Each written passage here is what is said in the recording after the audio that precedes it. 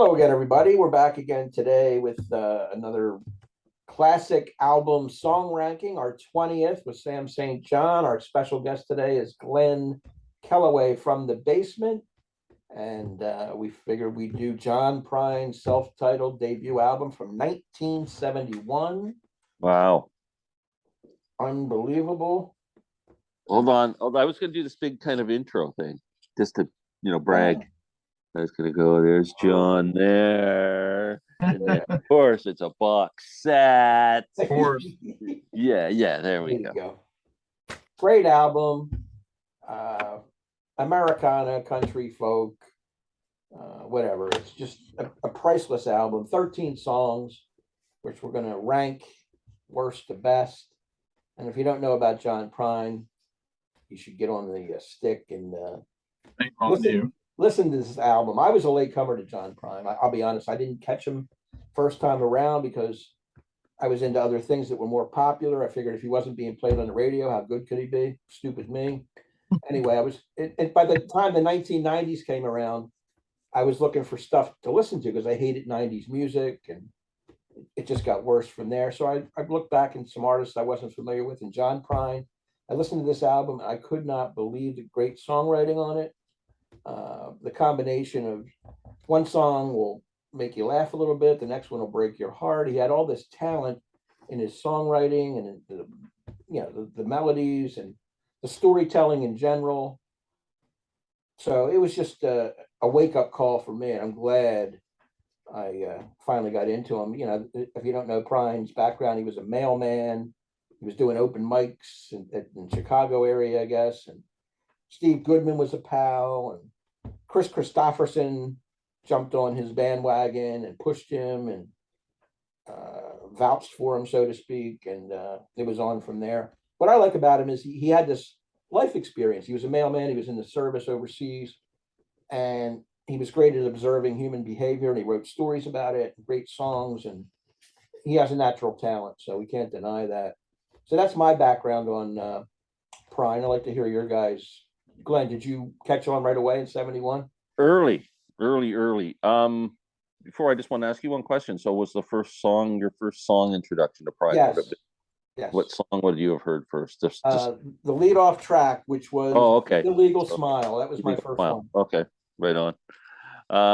Yeah, I mean, I had a really good friend who lived in Chicago at the time, and she came up to visit, and was all excited about this folk singer she was hearing in Chicago, and he was a mailman, and you got to hear this guy's songs, and he's very cool, and she told me his name, and then I noticed Ian Tyson, and from Ian and Sylvia, he had a TV show at the time in Canada. It used to be a half an hour kind of a variety show. He'd sing with a guest or whatever, and I noticed right after that she told me that within probably the same summer, John Prine was going to be on the Ian Tyson show, and I went, "Oh my God, I got to watch this!" And I watched, and he sang Sam Stone and Hello in there, and as soon as I heard Sam Stone, that was man, and incredible. Who's ever written a song like that before?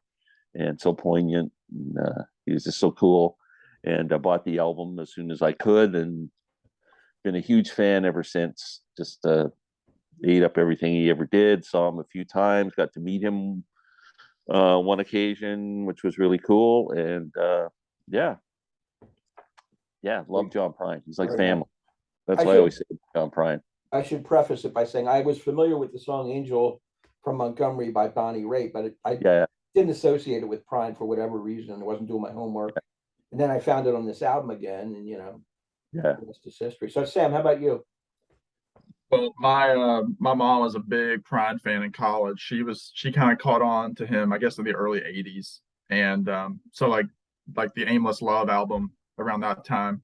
But she knows, I mean, she followed him pretty much through his career. And so I guess for me, I mean, I kind of caught on to him just about the same time I caught on to Tom Waits. Mom she went to Barnes and Noble, and she found the John Prine, greatest hits that went up to, I guess it went up to those first 4 albums, I guess, up through, I think, Common Sense. And she brought that home, and she also brought home the first Tom Waits album. So those two albums are combined in my memory, coming around the same time. And I remember listening to it and loving the songs. I mean, she always talked about what they would sing around like the campfire. She used to work at a camp when she was a teenager and in college, and they always would sing songs like Dear Abby and songs like that. And then the song Paradise, she was also a big John Denver fan, and John Denver had covered that song on Rocky Mountain High album.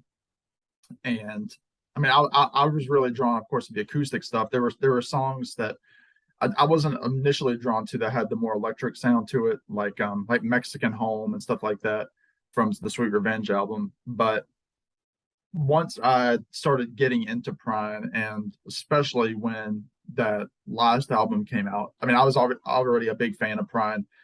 But then I was fortunate enough to see him in 2019 on one of his last like 6 shows before he died, which was just a treat to see that. And I was going to say beforehand that John Prine is one of these people, you've got guys like Dylan and Springsteen or Jackson Brown that they're songwriters, but they're also album guys. I mean, they put together albums. I mean, an album like Running on Empty isn't just random. I mean, that's put together like a concept, or an album like Blood on the Tracks is not random. It's put together like that.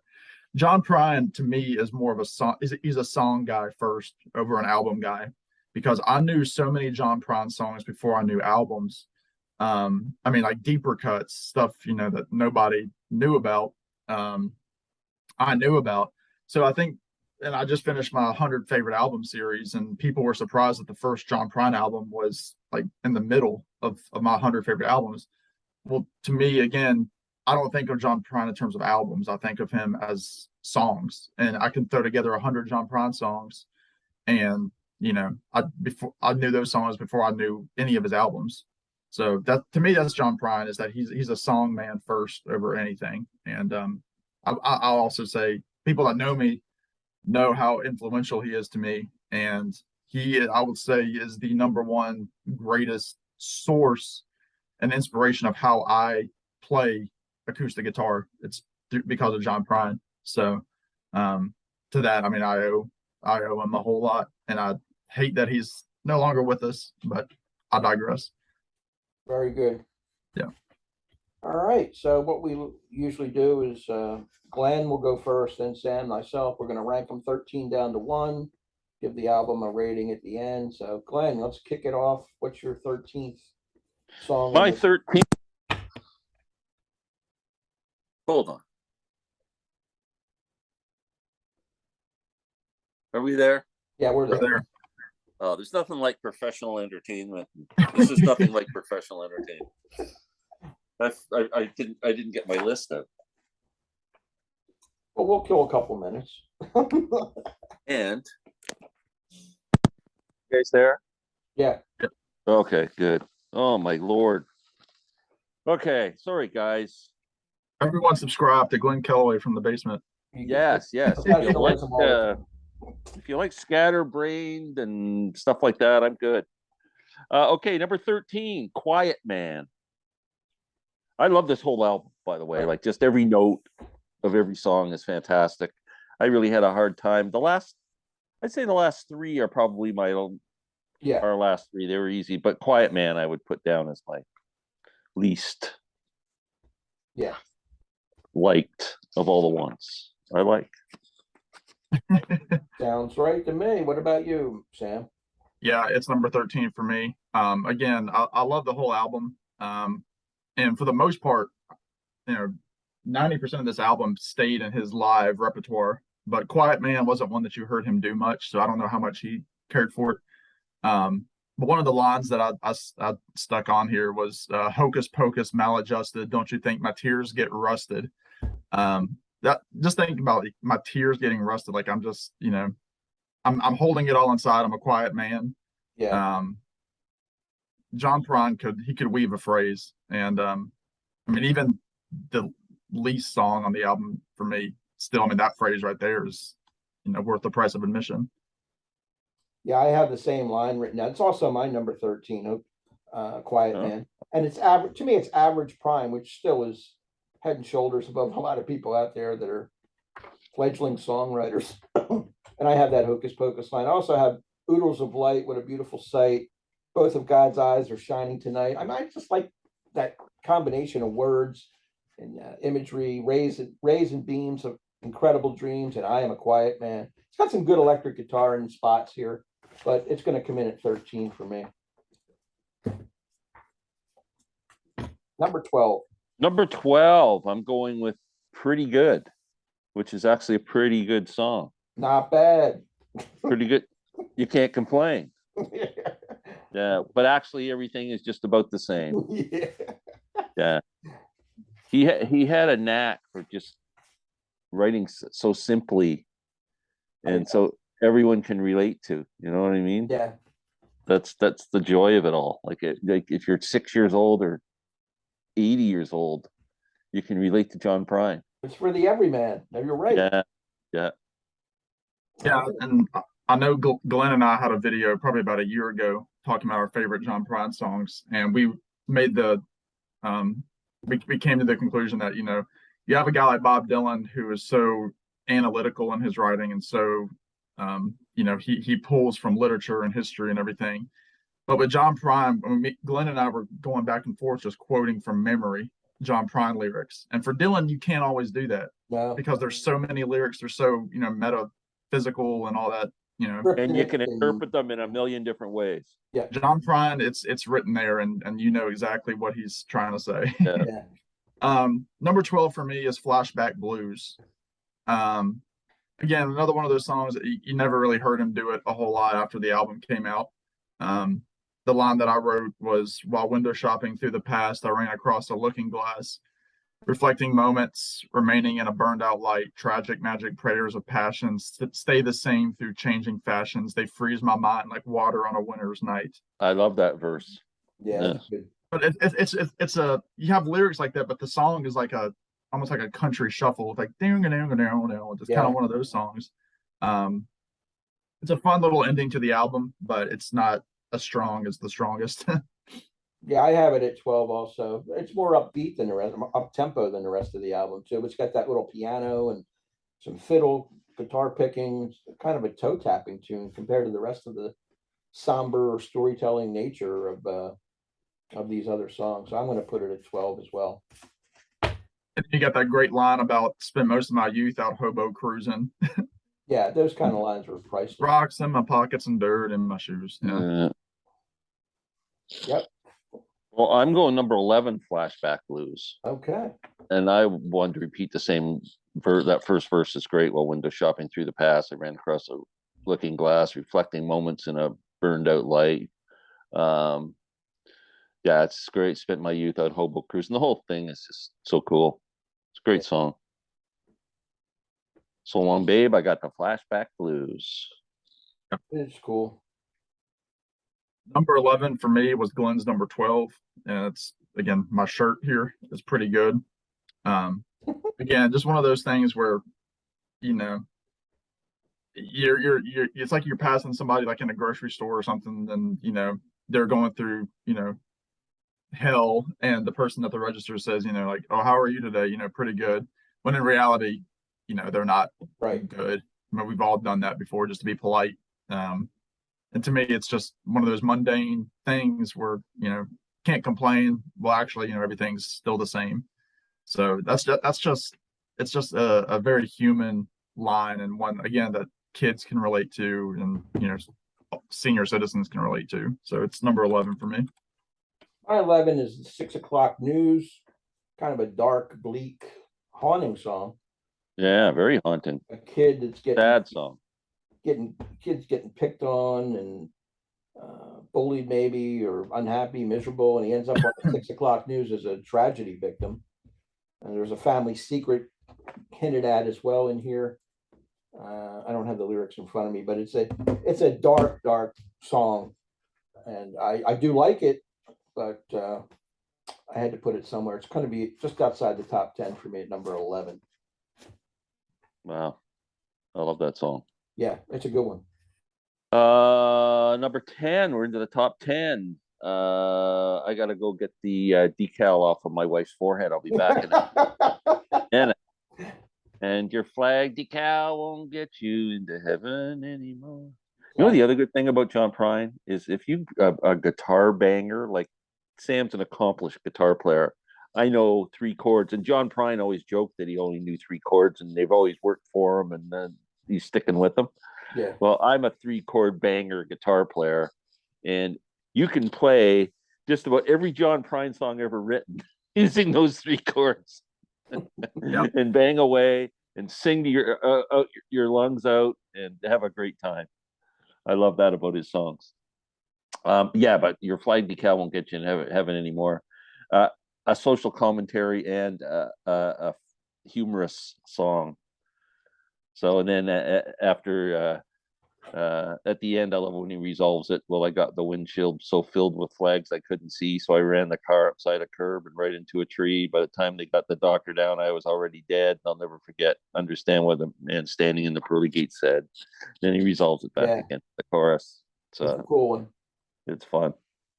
Fun song. Probably the most fun song. One of 2 or 3 on the song album here. Yeah. One of his humorous ones, but again with the strong commentary. Yes. Yeah. Always. For me, Rich just talked about it. 6 o'clock news. It was the second song that Prine did when I saw him. He opened with the song "Crooked Piece of Time," and then he did 6 o'clock news. This song's gone up. Actually, I didn't think it was going to be this far down. I thought I was going to put it before pretty good, but that resolution of that, come on, baby, spend the night with me. Yeah. It's so it just rips your heart out every time. It hits hard. And the line that I always love is God bless this kitchen, said the knick-knack shelf, the dinner's almost ready, go and wash yourself. And then he goes, the time is growing shorter, the nights are long and cold, come on, baby, spend the night with me. Mm-hmm. I mean, you have a song like, Flag Decal, and then you have a song like 6 o'clock news. It's like, is this the right. same guy? But it is. Yeah, it's perfect. This song has really gone up the older I've gotten, so it's number 10 this time. My number 10, I went with Pretty Good. You guys already mentioned it. Kind of surreal in the lyrics a little bit, and a lot of wordplay. I like this little passage. I heard Allah and Buddha were singing at the Savior's feast, and up in the sky an Arabian rabbi fed Quaker oats to a priest. I like how he mixes all those religions in and, makes a little statement. Pretty good, not bad. They can't complain because actually all the gods are just about the same. There's a little statement there after he lays out the territory for you. So I like that song. That's number 10. Excellent. My number 9 is Sam. You guys mentioned 6 o'clock news. I love that song. It's always been something it's stuck with me my whole life. The kid running around back and forth, the kid with 2 first names. When I ever hear a name like, if you didn't have Saint in your name, it was just Sam John. It'd be like Sam would always be to me the kid with 2 first names. I always reflect as soon as I hear the name, if it's Jim James or something like that. Ray Charles. Yeah, he's that kid with 2. Right. And I love that. Wanda had a baby in 1951. The father was a stranger, so obviously one of her tricks, I guess, probably. Yeah. And stranger was the son. They called that child James Lewis. And running, laughing back and forth, the kid with 2 first names. It's just such and like Sam said, that haunting line is come on, baby, spend the night with me. I mean, you can just, it says everything. Yeah. Very good. Now I'm going to go into number 9 here, and again, this song was never one of my, even before I was really into Prine and I knew what songs were big songs and what songs weren't, which doesn't make a difference for me, obviously. I mean, I'm always dogging songs like Stairway to Heaven and Hotel California, stuff like that. Mm-hmm. But this song, I never knew really how big it was until after I got into Prine. But I never don't do it, Sam. I know where it's coming. Go ahead. Don't do it. It better Angel not. from Montgomery is number 9. And sorry, Glenn, I can see your face. Yeah. Look, it's a great, and it's gone up for me in years since. Actually, the first time that I heard this song live was actually an Old Crow Medicine show. I was at an Old Crow concert and they played the song. And I think they did it on a John Prine tribute album, if I'm not mistaken. But it's a great song. It's got one of the greatest John Prine's lines in it ever, which is, how the hell can a person go to work in the morning and come home in the evening with nothing to say? I love that song is not, that's life right there. Yeah. That song. Maybe the reason I didn't catch on at an early age is because he wrote it from the perspective of a woman, which I, as a younger kid, thought was really different. Yeah. Right. And I mean, obviously Bonnie Raitt made it hers, and they duetted with it numerous times up until the last, few months before he died. I think they were able to do it one more time. And fantastic song. It's actually one I never thought that I would try to start playing on guitar, just because I never really connected to it. But I have started playing it, and it's a great song. But it's number 9. Yeah. My number 9 is Spanish Pipe Dream. I love this song, but I love all the other songs too. It's like living the simple life.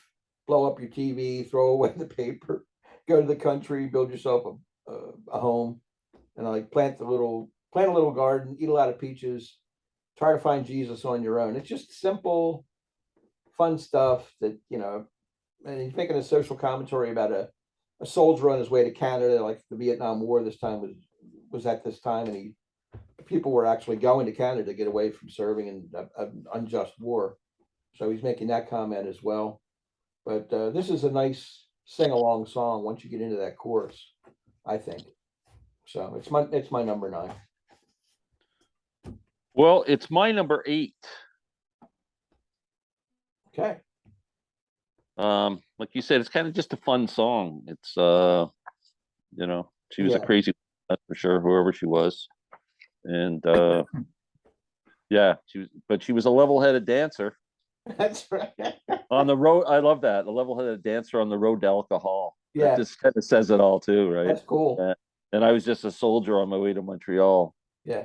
And yeah, she pressed her chest against me about the time the jukebox broke. She gave me a peck on the back of the neck, and those were the words she spoke. Right. And these were the words she spoke, and then blow up your TV. Yeah, that's excellent song. A lot of fun. Another fun one just to sing and at the top of your lungs. I agree. Number 8 for me was recently mentioned, is Your Flag Decal Won't Get You into Heaven Anymore. I love the opening line where he says, while digesting Reader's Digest Yeah. in the back of a dirty bookstore. It's one of those things about, it's that false patriotism that was going around in the 70s with Vietnam, in the middle of everything. And it's one of those where I'm from. I know a lot of people, especially like I know a lot of pacifists, and this is one of those songs that they sing a lot. You can take it as you will, this way or that way in terms of like, your stance on war and everything. But that line about, Jesus don't like killing no matter what the reason for. I mean, that's again one of those simple lines, can relate to anybody. And yeah, it's one of those that he played quite a bit, and it still has an impact on people. And it's one of those, like, I guess not even deeper John Prine songs that I first remember really liking a lot when I was younger. So it's number 8. Yeah, it's my number 8 too, for pretty much the same reason you guys mentioned here. It's a little comic relief, social commentary about the war and the false patriotism, a little religion thrown in. His voice has more of a country twang on this one than some of the other stuff, but it doesn't bother me. And a lot of country picking going on in the music. And I like that little Jesus don't like killing no matter what the reasons for. And your flag decal won't get you into heaven anymore. And it has that big ending. Good stuff. That's my number 8. Moving right along, number 7 on the John Prine hit parade.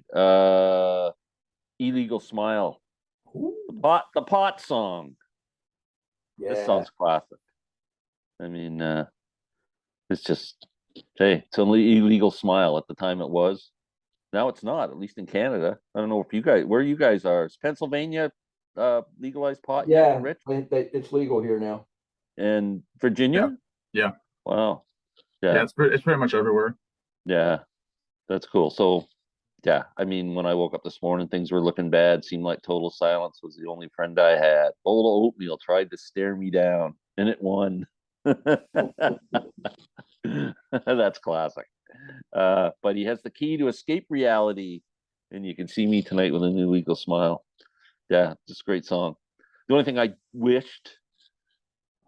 wish this with all artists. I wish they'd go back and it's not timeless when they use like a name like Judge Hoffman. Like who knows who Yeah, Judge? I know. I agree.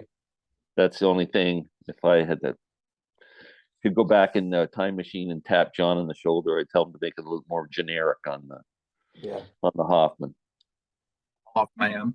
Yeah. Hoffman, yeah. Yeah. Which is what the audience always sings. And I'm going to keep talking. It's my number 7 as well. A great opener to a career. You know, it again, it's one of those songs where, you know, on one hand you can look at it as like, you know, again, like a pot song. And on the other hand, it's like, you know, you can look at it as, you know, an illegal smile can just be like, you know, you're just having too much fun doing something. You know, like I could have an illegal smile, you know, I don't know, getting a sale, you know, at work, and you're like, you know, oh, you shouldn't be smiling that much. That smile should be illegal. It's just again one of those plays on words that you can take Yeah. so many different ways. And I love the line about, you know, it seems like the bottom is the only place I've been. Yeah. Chase the rainbow down a one-way street, dead end. Great. It's just again one of those things, and one of the, you know, funnest endings that he always would do live. You know, well done, hot dog bun. Sisters in law. And then later on, he said, "My sister-in-law is a nun," so, because he married an Irish woman, Fiona, and I think her sister was actually a nun. Oh, So, but he would always, you know, tack on different ad libs to the end of that, and it's just fun, John Prine, and it's been covered by a lot of his disciples, if you will. So that's another cool thing about John was his sense of humor. Like, and he took joy in those songs and some of those lyrics. Like he'd laugh, you know, when he was singing them, and Yeah. if you saw him live, like it was just, you know, it was always fun. Especially in a song like "In Spite of Ourselves," that's loaded with one-liners, man. That's all. Yeah. But anyway, Yeah, so my number we're up to number 6. Well, Oh, no. Rich hasn't gone. I'm going to go 7. I have 7, Hello in There. Woo! Another sad, touching, beautiful song. A song about you and me, Rich. Yeah, getting older. And I just like the way he uses nature too. You know, old trees grow stronger and old rivers grow wilder every day. Old people just grow lonesome, waiting for someone to say hello in there, hello. I mean, he's talking about actual characters, Loretta and Rudy and Davy in the Korean War. You know, he's spelling things out here. Just loneliness and people that have been forgotten, and it's a killer song, and it comes in at 7 for me. That's my number 6. And from what I understand, I'm not sure if John Prine ever just said this in a song or I just heard it somewhere. This song was actually when he was a mailman in Chicago. There was an area in Chicago where, you know, old people were living on their social assistance or whatever, and it was all yeah.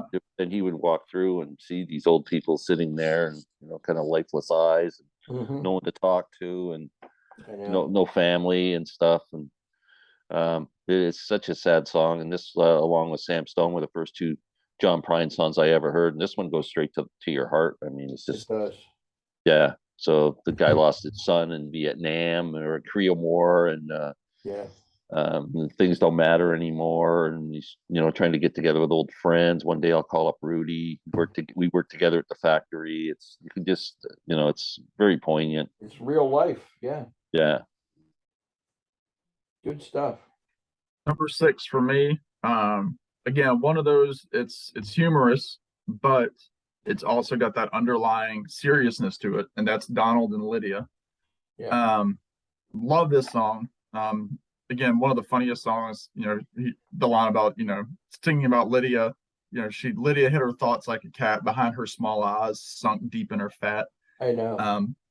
Again, it goes back to Vietnam, and you have Donald, who's a young PFC out in Vietnam, thinking about somebody back home, or somebody that he's making up, whatever you want to say. And it's just about that longing for somebody who's far away.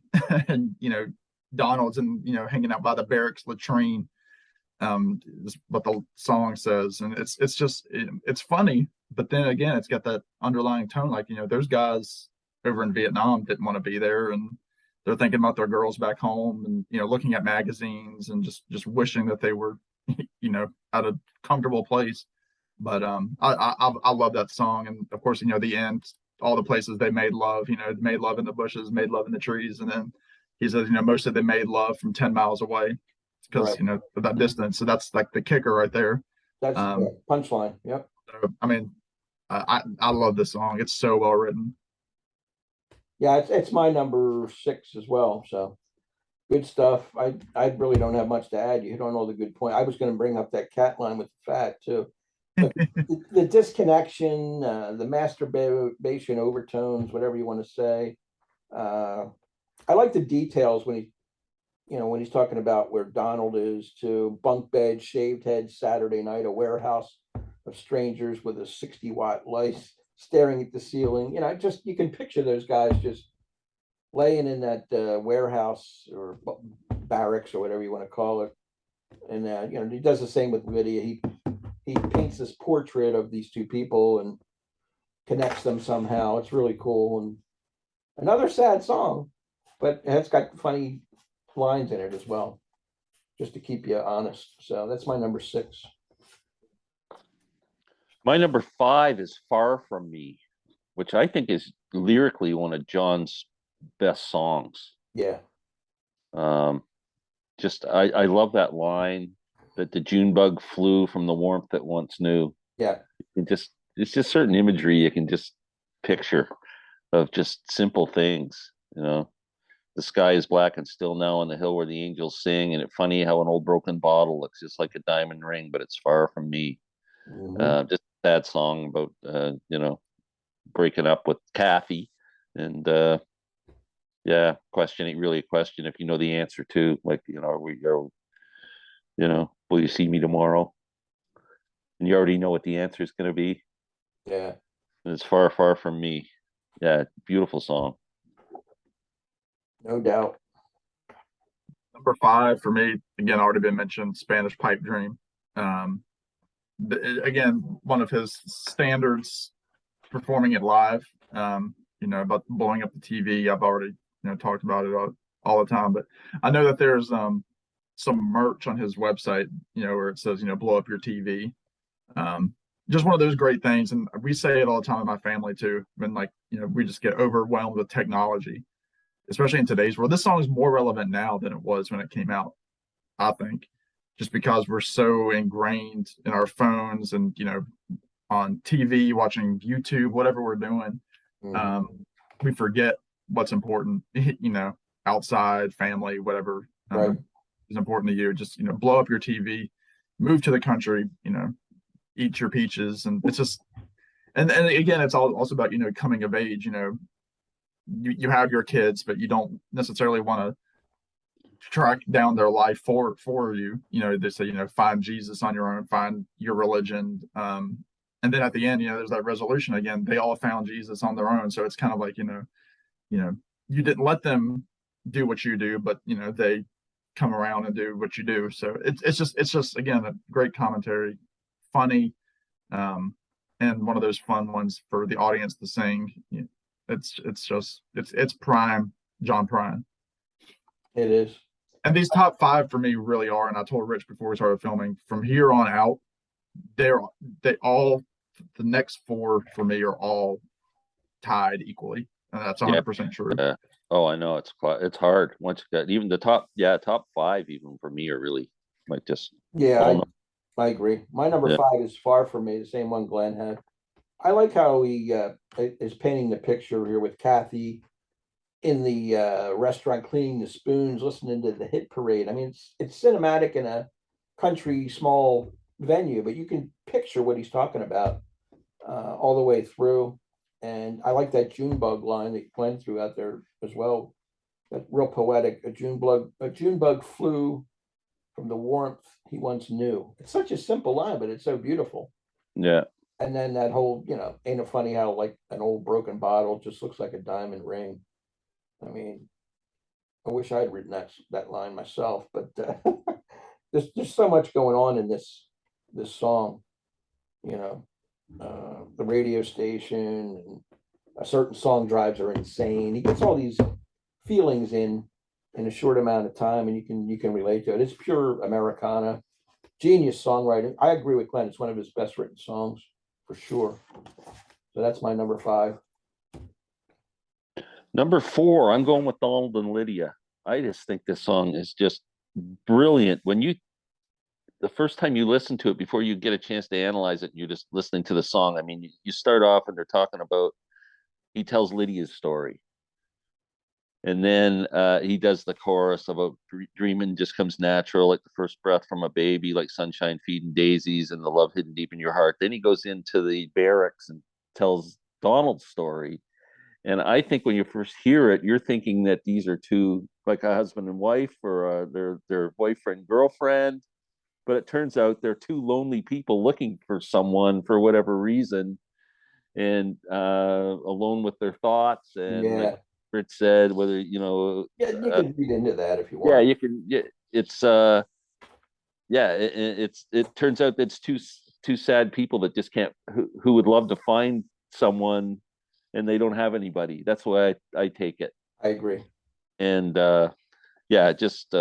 and at the end, like, you don't know until the last line, because it's they made love here, they made love there, they made love in the mountains, and then at the end but mostly they made love 10 miles away. They didn't know each other. They were looking for, Lydia was looking for a Donald, and Donald was looking for a Lydia. So it's such an amazing song. It can draw a tear from you, man. It really is hard emotionally.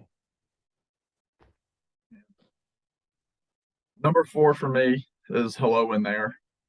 Again, this was very difficult to do because this song really took on a new meaning during COVID for people. I remember before I was even making YouTube videos, I was putting up I was posting songs, and I remember I covered this song Hello in There, and y'all already talked about it with the older people looking through the windows and just needing somebody to say hello to them. That's all they want. And I remember playing that and recording it, and people saying, like the older people were commenting, like how that song touched them during COVID, because the people that were alone in their homes, this song was them. I mean, I love the line where he talks about, we lost Davy in the Korean War. I still don't know what for. It don't matter anymore, because by that point, the Korean War was 20 plus years, almost 20 years in the past. And so, I mean, at that point, you have to accept it, move on, whether you agreed with Korea or not. I love his singing on this. I remember this being a standout when we saw him live. I remember actually leaving. My mom, again, who is the older John Prine fan, said that this song in particular sounded the most like the record, even with his older voice, because at that point he was the old person singing, but he wasn't just looking through a window. He was having a good time. But it's a killer. It's a heartbreaker of a song. Possibly his best. Again, these top 4 were just murder to rank. Yeah. But so it's my 4th number 1. I'll say that. There you go. My number 4 is Angel from Montgomery. I had a hard time putting it 4th, but right now that's where it sits. Of course, Bonnie Raitt did the cover version, more famous than Prine possibly, and it sounds better from a woman's perspective, in my opinion. But Prine wrote it, so it's so poetic. Somebody stuck in a life they can't escape. The imagery, I like there's flies in the kitchen. I can hear them buzzing, and I ain't done nothing since I woke up today. How the hell can a person go to work in the morning, then come home in the evening and have nothing to say? I mean, that's just tremendous songwriting. sad, depressing, honest, straight from the heart, beautiful. A poster of an old rodeo. I mean, just the imagery's great. So I'm going to go with that at number 4. That's awesome. And just I don't know if you guys are aware, there was a CD set that came out. It was called the John Prine Anthology. It's long out of print. I don't know why they don't bring that back. And I don't know that. sells Wow. for too much money now. And it had just about every song you ever want on there. And it had the live version of him singing with that song with Bonnie Raitt on it, Oh, wow. which is awesome. Yeah. My number 3, Sam Stone. Man, this was the first John Prine song I ever heard, and I just sat with my mouth open listening to this. That I've never heard anything like that ever. This song was so sad, and so just about a guy coming back from the war, and you hear about these Vietnam veterans. I'm in Canada, I don't see it myself. Maybe you guys see them. I don't know on the street, but just their life is just in pieces when they get back, and they just can't get it together, and they end up drug addicted. And whatever, just life just goes downhill. And the song is so sad. Sam Stone had a wife and a family, and eventually he can't take it anymore. And yeah, it's just the chorus with the little pictures have big ears. You see the little kid, the big ears and the baseball hat on, and so innocent. And yeah, it brings a tear to your eye, this one. Mm-hmm. For sure. Number 3 again. I mean, tough, really tough for me. It's the song "Far From Me," which you talked about. I know this was a big song. This was a song that caught Gordon Lightfoot's ear when he first heard it. There's a great video. I know I talked to Glenn about it on YouTube of John Prine in his last few years after the last album came out, performing at it's a video cast called House of Strombo out of Canada. I know Glenn's family is big fans of it. But Gordon Lightfoot's there in the audience, Gordon, in his late 70s at this point, and seeing him sing it with John, like from the audience, not up at the mic, but his eyes are closed and he's got a tear in his eye, and you could see like one of his kids or his wife is looking at him, just taking it in, and John dedicates it to Gordo.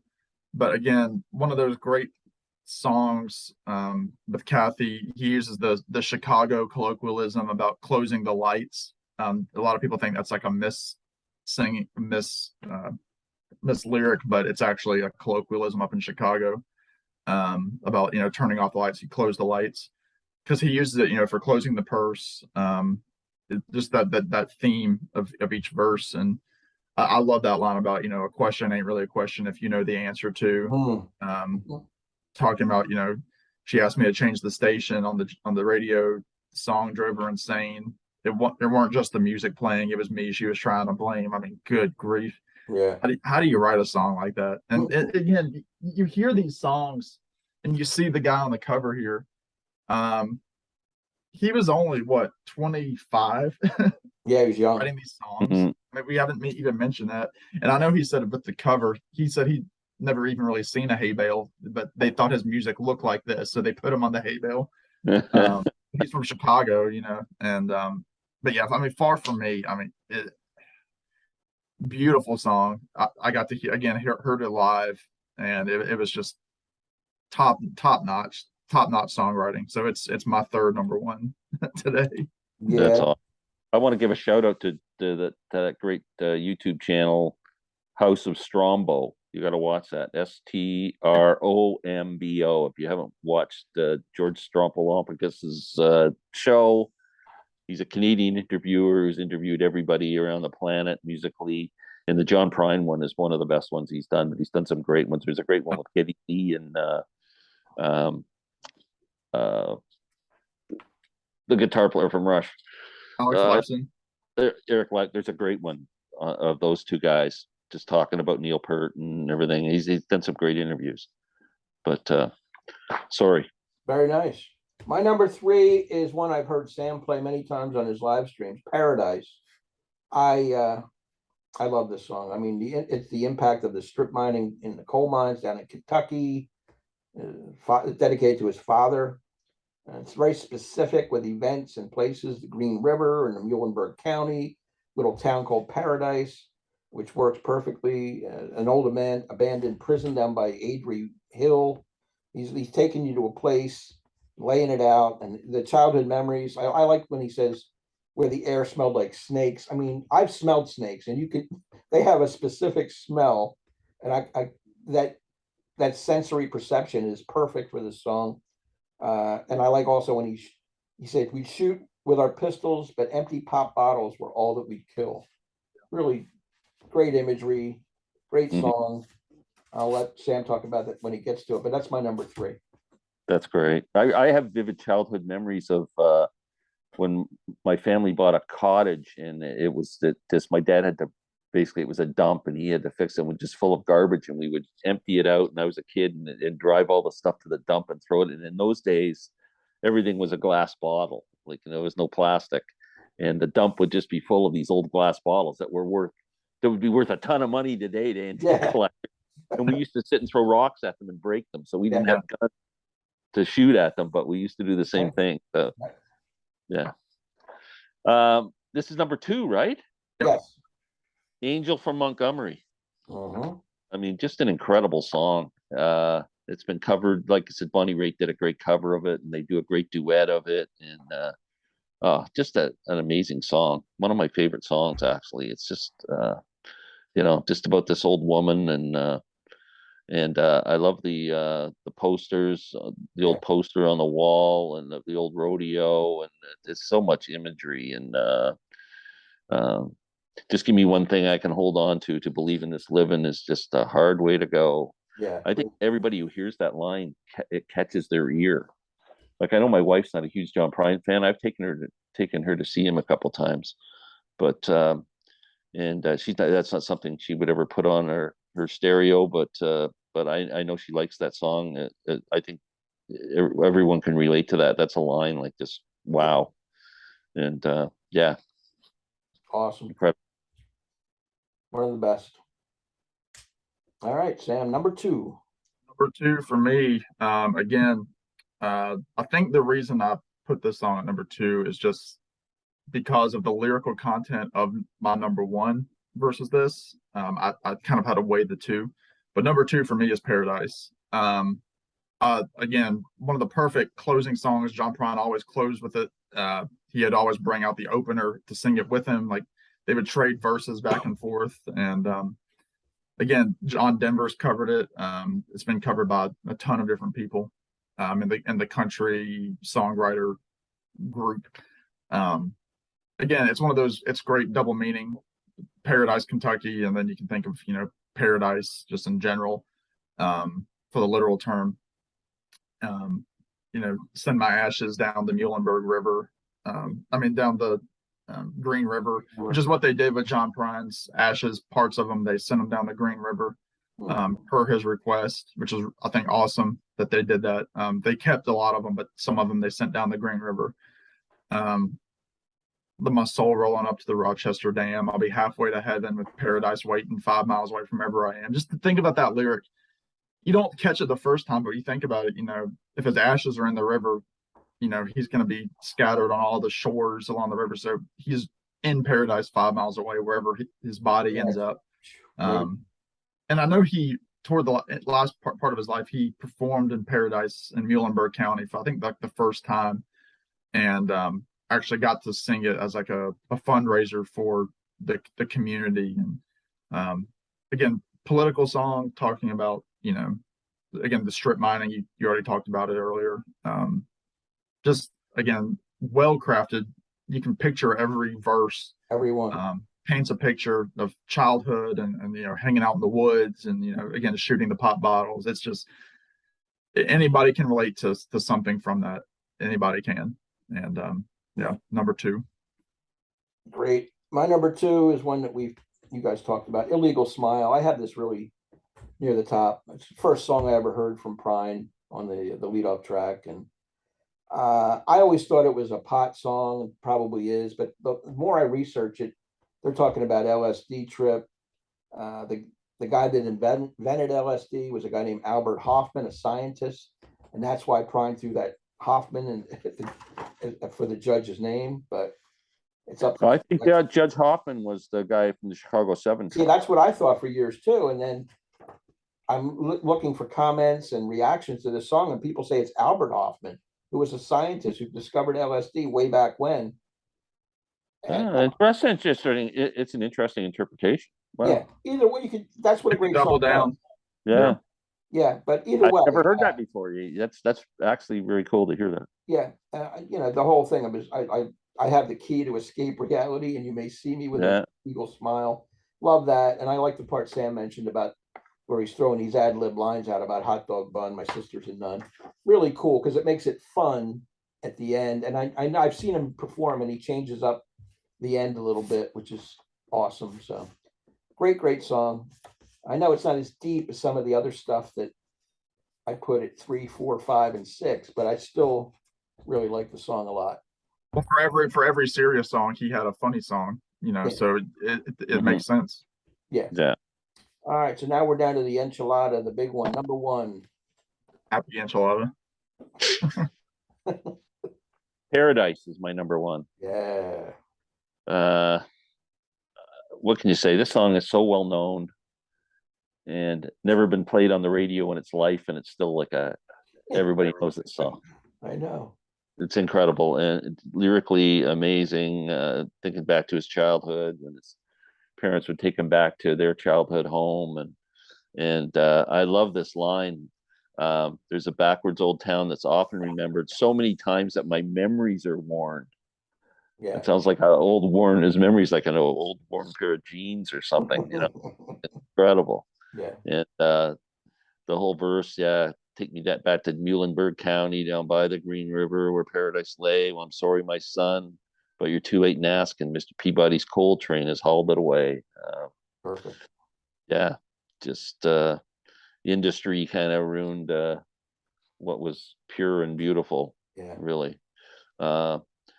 And then sometimes they travel down by the Green River, and like you said, the air smelled like snakes. I mean, you can just, how can you not envision that? And we'd shoot with our pistols, but empty pop bottles was always would kill. Just an incredible song, and I've heard it done by a million different people. I've sang it with a million different people. Did the Cosmic Torpedoes do this song? It's a great version by the Cosmic Torpedoes. Yes. That's what I thought. Version, absolutely. Definitive version of Paradise. Yes. Yeah. That's my number 1. Just can't argue with it. Great one. Perfect encore song. Yeah. Number 1 for me, probably the heaviest John Prine song ever written, Sam Stone. I know there's a great story where that John Prine tells where Johnny Cash wanted to do it.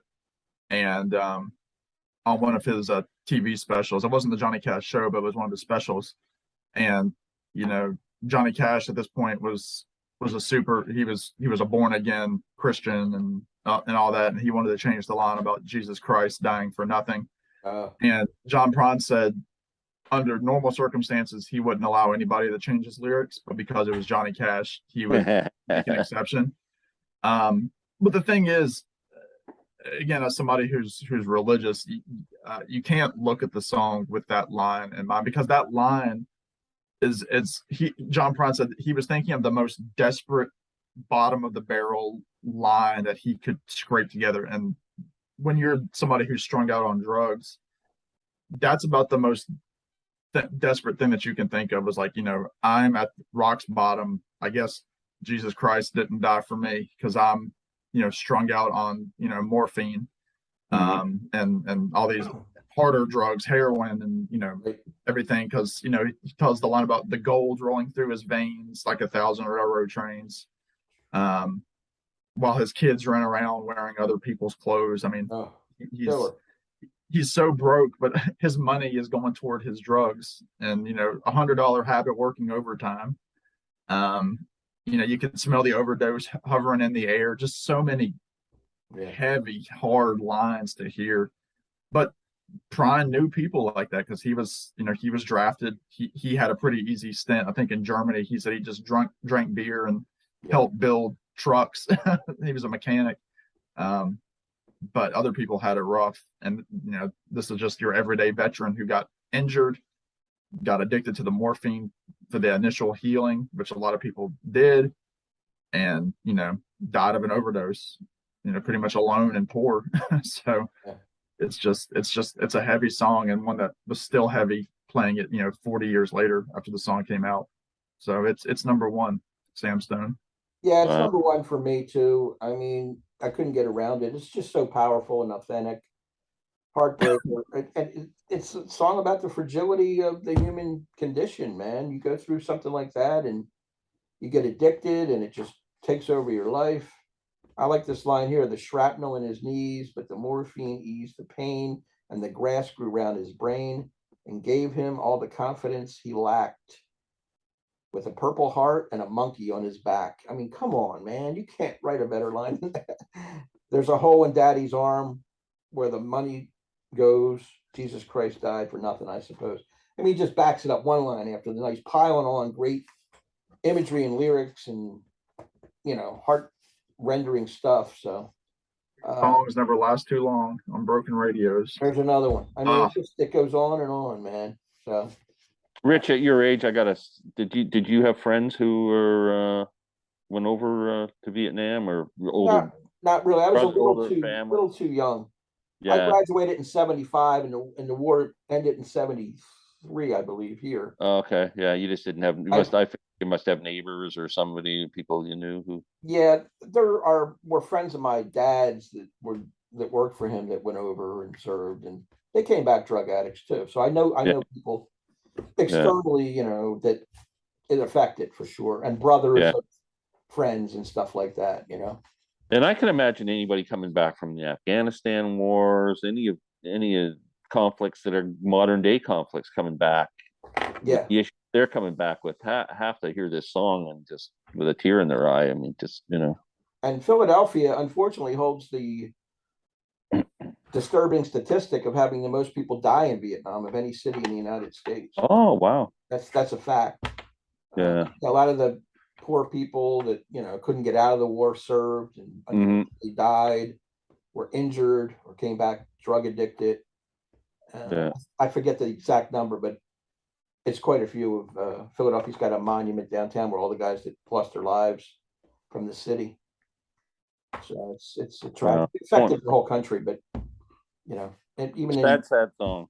Yeah, it's a killer song. It's one of the best songs I've ever heard. As far as, if you can just don't worry about happy music. Sometimes you have to take in some hard hitting material to appreciate life and stuff, and then be thankful for what you've got. Be thankful you're not addicted or hit rock bottom or all that kind of stuff that's talked about. It's just a great song, as most of these are. Yeah. Well, John's brilliance was really writing about life, like whether it was happy, sad, or tragic, or that's right. You're on top of the world. John wrote about it all, so that's why his songs all relate to it. Resonate. Yeah, they. You want to? It's like you don't have to read a book and take 5 days to read a book. You can get this in 45 minutes on a CD and just take it in. But what a brilliant album! It's 50 years old now, man. Yeah, classic. Anyway, we're going to rank this on the old 1 to 10 scale, which we always do. And Glenn, what do you think? 10 being a flat out masterpiece, 1 being horrific. Well, I'm going to give it a 9.5. Solid, fair. Few masterpieces on Earth, as far as I'm concerned, and this is just below masterpiece. There's a couple of songs on there are kind of weak, but 9.5. I'll give it a 9. Let's do that. Okay, Sam. Yeah, I'll give it a 9. I mean, songs like Quiet Man and Flashback Blues kind of hold it back. I mean, they're fun songs, but they're they are filler. And when you come down to it, I mean, they're second half of the album songs that were just there to round it off. So it's a 9. But I mean, the songs that are great, there are a lot of 10s on this album. I think there's at least 6 or 7 10s, at least. Yeah. Could you imagine if you took this album and Diamonds in the Rough and took the best songs off of both of those and just made one John Prine album? Now that would be like a 12 out of 10. That would be a 12. Yeah, I'm going to give it a 9.5 just for the the better songs on the. I'm not giving it a 10 because it does have a couple that drag it down, but I love the album from the first time I heard it, and I can listen to it anytime.